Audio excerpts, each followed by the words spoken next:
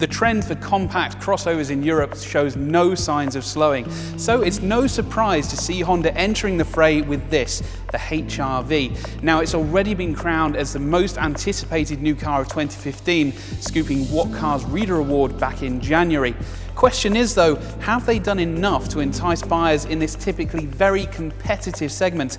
We've asked a group of What Car readers along to give their verdict. Visually, I think it's very appealing. The front's almost quite masculine, quite slightly hard looking. This just looks a bit different, with cars all looking the same nowadays. This looks a little bit different.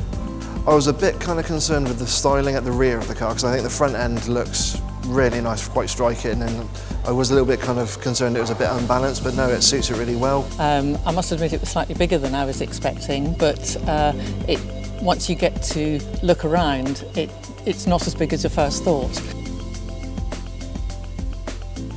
It's comfortable, the seat's very comfortable, lots of room. I sat in the back, plenty of headroom in the back, leg room in the back. It's a very comfortable driving position. I like the displays.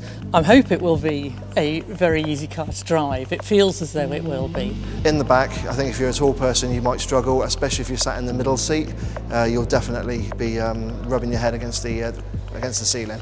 It feels like a quality car. You get into it and you think, yeah, this is good.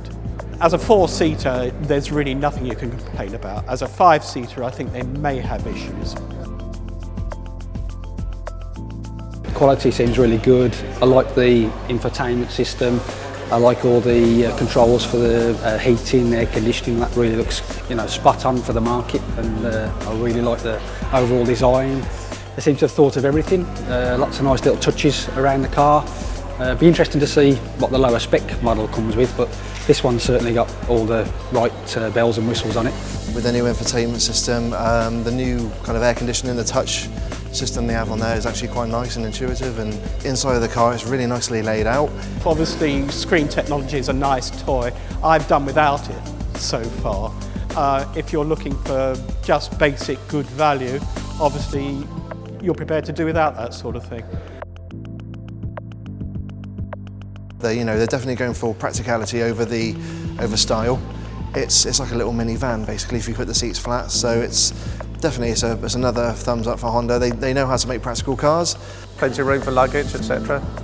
I won't be carrying small children in it or anything, so there's plenty big enough for me.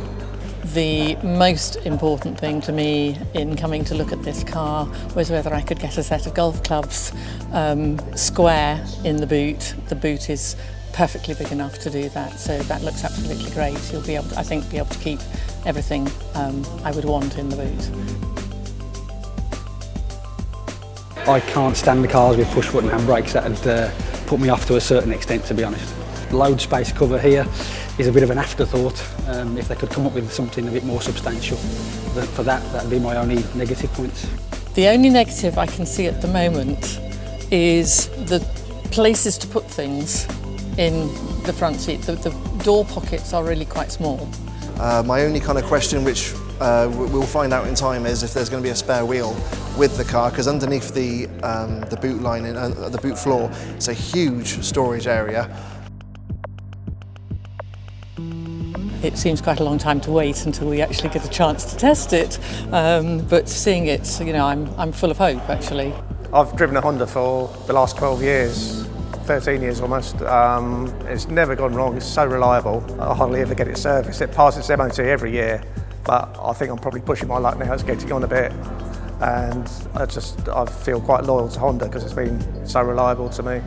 So that's why I'm looking for another Honda. It's all going to depend on kind of the engines and that, because I know they've got the 1.6 diesel. Interesting to see if there's going to be if the hybrid will be coming to the UK as well. And I mean, I don't mind the fact it's a two-wheel drive.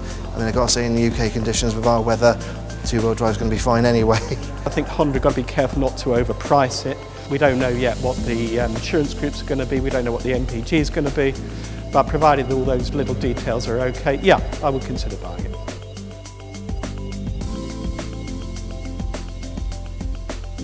The new Honda HR-V will go on sale later this summer, and while Honda has yet to reveal official pricing and specification, we expect entry-level models to start at around £18,000. Now, one of Honda's key selling points with the HR-V will be its suite of safety technology.